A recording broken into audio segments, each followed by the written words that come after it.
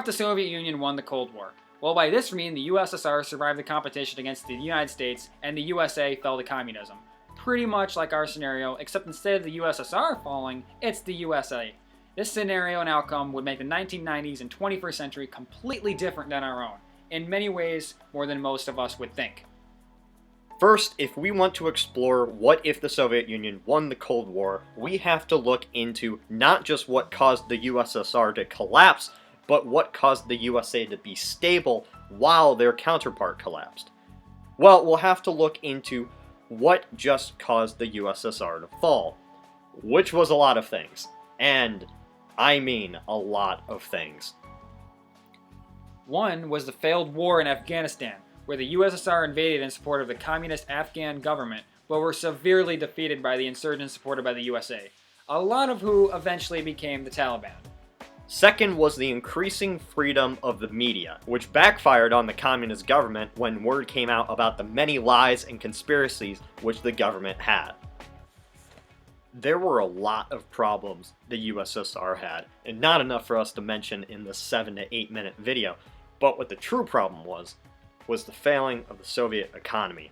Basically, the economy became too large for it to be managed by the state, which created a lot of economic turmoil, failed economic policies, and loss of money. The Soviet Union pretty much grew itself to death. Why are we saying this? Well, we have to look into these issues to see how the USSR could have survived. Obviously, staying out of Afghanistan could have helped, but also the system that the Soviets had didn't work and collapsed in on itself. In this scenario, we'll basically say the Soviets magically figured out how to fix these issues, but the Americans couldn't figure out how to solve their issues. So the USA had many similar problems to what the USSR had. During the 60s, the US was involved in Vietnam, which ended up really badly.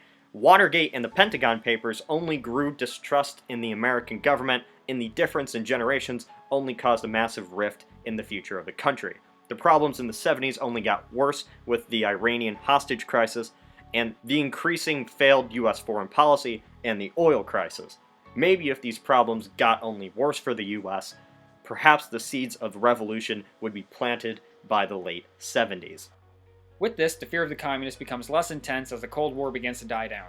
And in fact, some Americans come to embrace the idea of socialism mostly out of the hatred of how the government became. So somehow, communist revolutionaries take to the streets in America, some incentivized by the Soviets, and cause trouble for the US government. These protests soon turn deadly as police open fire on the protesters and this martyrs the protesters, kind of like what happened at Kent State, but on a full scale. These acts of retaliation cause more Americans to hate the old way and along with the counterculture begin to riot on the streets for change. However, these new communists are not for the Soviet Union, but take a stark anti-Soviet stance, calling the Soviets not a communist state, but a dictatorship, and say that they are the American communists, are the true communists, for peace and freedom for all. So this act of anti-Soviet aggression helps the communists gain support, and in the increasing failing economy, more people turn to these communist protesters and politicians. This form of communism becomes distinctly American. Words of the founders become interpreted as voices for communism, and the Bill of Rights and socialism are meshed together. Of course, this is very unlikely it would ever happen, but if it did, the only way for socialism to survive in America was to have it be seen as the ideology of freedom and unity. It would have to take on an American outlook and be seen as the true communism opposite of the Soviets. Eventually, these politicians become the leaders of the communist movement, and soon a revolution occurs in Washington, D.C. Riots occur throughout the U.S., and violent skirmishes happen between the communists and the police. A civil war occurs in the U.S. between the communists and the non-communists. Eventually, somehow the communists storm Washington and overthrow the government, declaring the United States of America a socialist state by the mid-1980s. Basically, the U.S. falls to communism.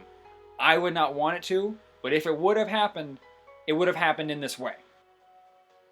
There is a lot more outcomes of if the US fell to communism, and we'll go into the specifics of that in a future video.